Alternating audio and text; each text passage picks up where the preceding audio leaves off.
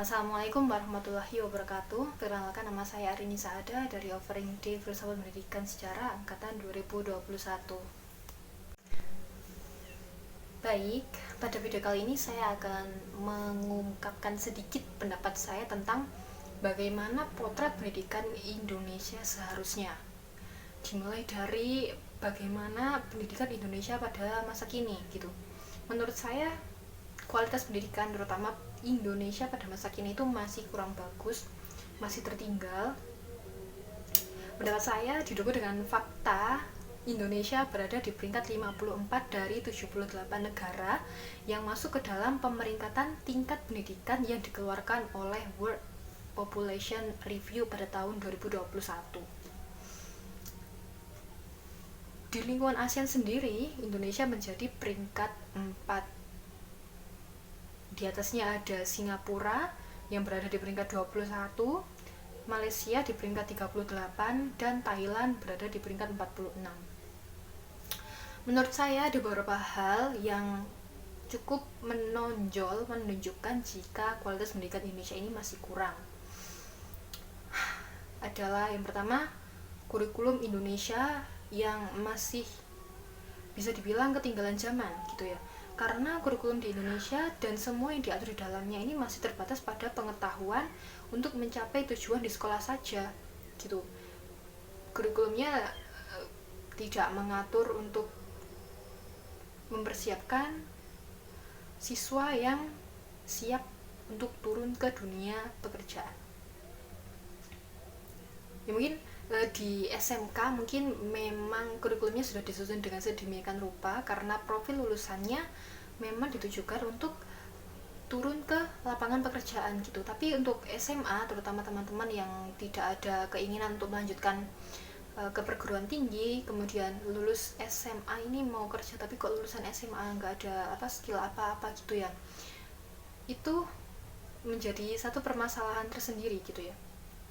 Tapi ada satu upaya yang saya temukan di lapangan itu dilakukan oleh pemerintah daerah. Yang saya temukan ini di lingkungan Kabupaten Malang. Saya tidak tahu kalau di daerah lain bagaimana, tapi di Kabupaten Malang itu ada program double track, itu ditujukan kepada sekolah terutama SMA ini untuk diberikan skill-skill dasar gitu, skill-skill dasar yang berguna di dunia pekerjaan seperti itu. Jadi SMA double track itu menjalankan proses SMA dan juga SMK, tapi tetap dominan di SMA-nya seperti itu. Kemudian untuk kualitas tenaga pendidik untuk generasi yang sudah lama mungkin bisa dibilang kualitasnya kurang gitu ya. Tapi pemerintah sudah mengupayakan untuk meningkatkan kualitas tenaga pendidik ini dengan menambahkan program profesi guru. Dan menurut saya dengan adanya program profesi guru ini cukup meningkatkan kualitas guru gitu ya, kualitas tenaga pendidik, tenaga pengajar yang benar-benar siap untuk mengajar, benar-benar profil lulusan sebagai seorang tenaga pendidik itu semakin kuat gitu kan ya. Seperti itu menurut saya untuk beberapa hal yang lumayan menonjol dari kurangnya kualitas pendidikan di Indonesia itu. Ditambah dengan kebiasaan siswa-siswanya ini yang malas membaca, itu menambah lagi kurangnya kualitas pendidikan di Indonesia. Lalu bagaimana potret pendidikan Indonesia yang seharusnya gitu ya. Menurut saya pendidikan di Indonesia ini harus terlaksana, sebaiknya bisa terlaksana dengan sistem yang lebih fleksibel, kurikulum yang lebih fleksibel gitu. Fleksibilitasnya itu tidak harus terpaku pada satu aturan gitu ya. Ya memang kurikulum di Indonesia ini terpusat pada satu kurikulum pemerintah yang dikeluarkan oleh pemerintah seperti itu, tapi sebisa mungkin pemerintah memberikan fleksibilitas untuk kurikulum ini diterapkan sesuai dengan kebutuhan di lapangan, kebutuhan di sekolahnya gitu. Dan menurut saya fleksibilitas dari kurikulum ini sudah mulai tumbuh, sudah mulai muncul, sudah mulai terlaksana di kurikulum Merdeka seperti itu.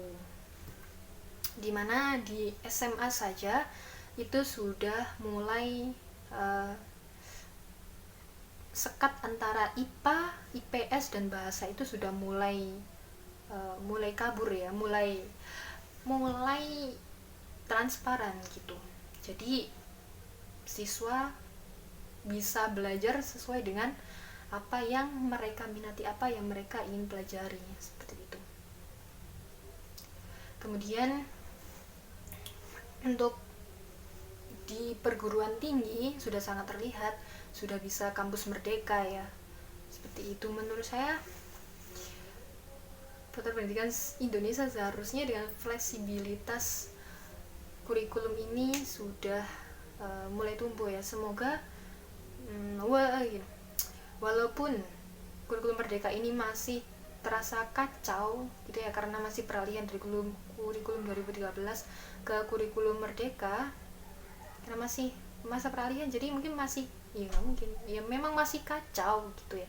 Tapi nanti jika sudah sistem ini sudah tertata dan sudah berjalan, semoga bisa menjadi kurikulum yang memberikan banyak keuntungan bagi pendidikan Indonesia seperti itu. Kemudian menurut saya diskriminasi dalam pendidikan itu masih sangat terasa, terutama sekolah-sekolah yang mendiskriminasi si pintar dan si kurang pintar. Adanya grade di kelas gitu ya, ada grade kelas bagus seperti bilingual atau yang lainnya, kemudian ada grade-grade di kelas-kelas yang ke bawah gitu. Sebaiknya menurut saya tidak usah di grade-gradekan seperti itu, grade-gradenya dihilangkan dan semua kelas disamaratakan. Semua infrastrukturnya, sarana dan prasarana, kemudian guru, materi, semuanya disamaratakan. Itu karena saya merasakan diskriminasi itu di SMP seperti itu.